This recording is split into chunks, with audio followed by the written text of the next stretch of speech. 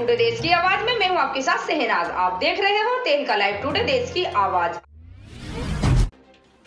देश के ख्याति नाम और गौ गायों की महत्ता को घर घर तक पहुंचाने का संकल्प लेने वाले संत स्वामी राजेंद्र दास ने कहा कि भारत का स्वर्णिम अतीत गायों से जुड़ा हुआ है और देश को बेहतर भविष्य भी गायों की महत्ता को घर घर पहुंचाने से जुड़ा हुआ है।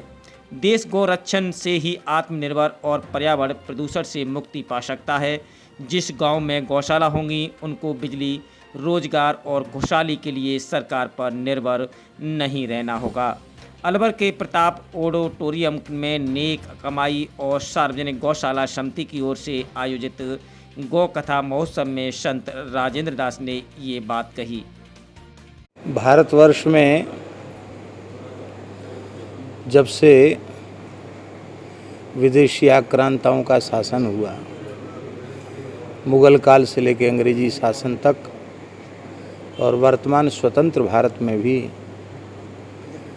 सबकी एक ही इच्छा रही, भारत धर्म प्राण देश है, गोवध जैसा भयंकर पाप भारतवर्ष की धरती पर नहीं होना चाहिए।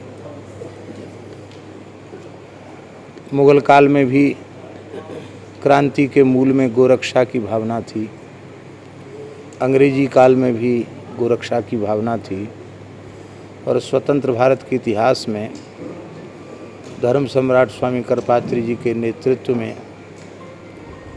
श्री गुरुदत्त ब्रह्मचारी जी के नेतृत्व में, श्री हनुमान प्रसाद पोद्दार जी, मदन मोहन मालवीय जी आदि महानुभावों के मार्गदर्शन में विराट गोरक्षा आंदोलन हुआ था, जिसमें बहुत से सत्याग्रही गोभक्त गोरक्षा की बलिवेदी पर चढ़ गए थे, बहुत बड़ी संख्या में।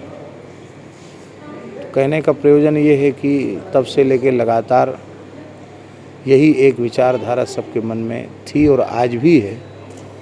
जो राष्ट्रीयता, भारतीयता, भारतीय सनातन संस्कृति में श्रद्धा रखने वाले लोग हैं, आज भी उनकी यही मान्यता है कि भारत की धरती गोवध के कलंक से मुक्त होना चाहिए और यही सब हम सबका प्रयास है और भगवान से प्रार्थना है कि देश में बहुत जल्दी ऐसा वातावरण निर्मित हो जिससे ये भारत की धरती गोवध के कलंक से मुक्त हो और भारतवर्ष का विकास होना चाहिए, अवश्य हो।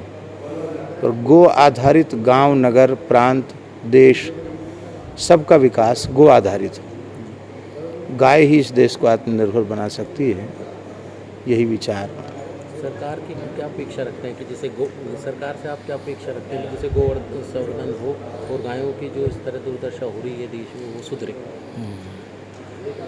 सरकार को तो पहले तो जहाँ तक संभव हो सके गोचर भूमियों को मुक्त कराना चाहिए और जो भारतवर्ष के पर्वत वन अभी अवशिष्ट हैं उनको भी गायों के लिए संरक्षित करना चाहिए।